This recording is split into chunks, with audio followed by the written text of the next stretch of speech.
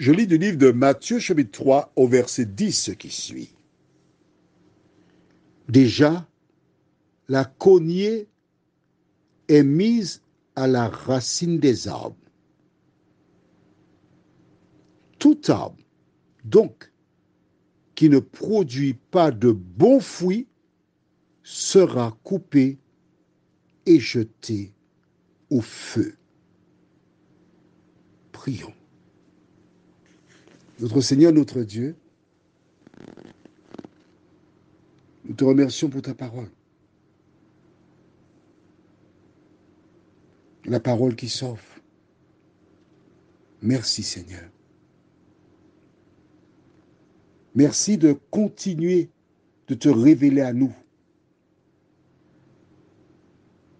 de transformer nos cœurs, nos pensées, afin que nous soyons en mesure de te servir en tout temps et en toutes circonstances.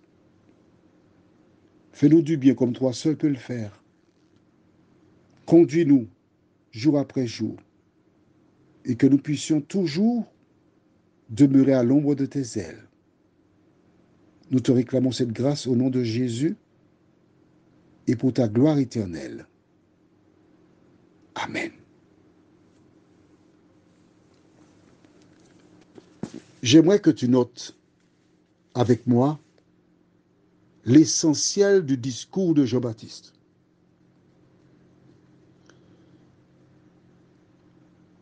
Il commence à partir du verset 7. Mais voyant venir à son baptême beaucoup de pharisiens et de sadducéens, il leur dit, race de vipères, qui vous a appris à fuir la colère à venir? Produisez donc du fruit digne de la repentance. Et ne prétendez pas dire en vous-même, nous avons Abraham pour père. Car je vous déclare que de ces pierres-ci, Dieu peut susciter des enfants à Abraham.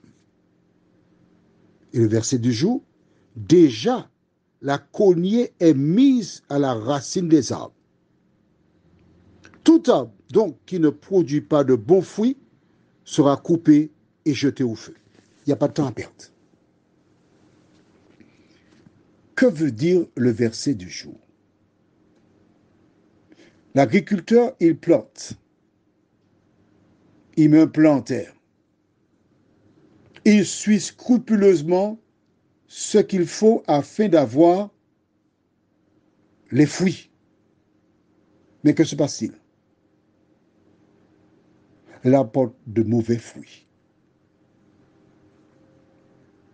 Et bien l'arbre, il est coupé, il est jeté, il est brûlé. Certains arbres ne portent pas de fruits du tout. Que veut dire cette métaphore? C'est très simple. La personne qui accepte Jésus représente un arbre. Et cet arbre-là doit donner de bons fruits. Car c'est à leurs fruits que vous les reconnaîtrez. Celui qui a Jésus en lui produit de bons fruits. Celui qui n'a pas Jésus produit de mauvais fruits.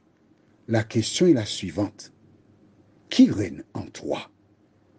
L'ennemi ou Jésus? Si c'est Jésus, tu produis de bons fruits. Prions. Notre Seigneur et notre Dieu, nous te remercions parce que nous voyons comment le Saint-Esprit a parlé à travers Jean-Baptiste. Il a donné un grand nombre d'éléments pour inciter les auditeurs à comprendre qu'avant d'être baptisés, ils doivent produire de bons fruits. Car lorsqu'on a accepté Jésus, le Saint-Esprit qui rentre dans le cœur de l'homme lui permet de produire de bons fruits. Seigneur, de nous aider, jour après jour, à prendre le temps pour lire la parole et laisser le Saint-Esprit agir dans nos vies, dans nos cœurs, afin que nous soyons en mesure de te rendre la gloire qui t'est due. Merci pour tes bienfaits, Seigneur. Merci pour la grâce. Merci pour le salut que nous avons gratuitement en Jésus-Christ. Nous t'en prions en son nom et pour ta gloire éternelle. Amen. Je te souhaite une bonne journée sous le regard de Dieu.